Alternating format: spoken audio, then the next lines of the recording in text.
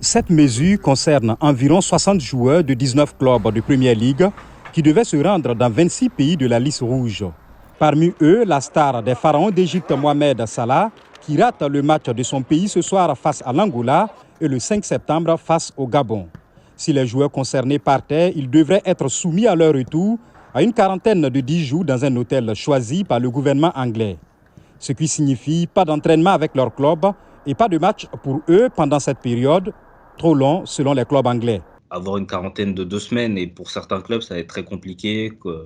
Les grands clubs, notamment Liverpool, Chelsea, Manchester United, Manchester City, c'est quelque chose d'assez inconcevable pour eux, puisqu'il y a la reprise de la Ligue des Champions à partir du mardi 14 septembre.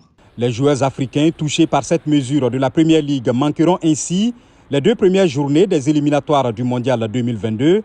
Mais pour Bruno Aoyo, au-delà de ces rendez-vous manqués du mois de septembre, il faut craindre pour la prochaine Coupe d'Afrique des Nations, prévue en janvier et février 2022 au Cameroun, et donc en plein milieu des championnats européens. Je pense que c'est un sérieux signal, et la FIFA et la CAF, qui est étonnamment atone à ce sujet,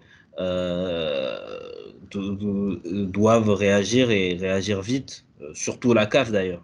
Pour l'heure, pas d'autre choix pour ces joueurs que de soutenir leur sélection nationale à distance pour ces 2 premières journées des éliminatoires qui prennent fin le 7 septembre dans la zone Afrique.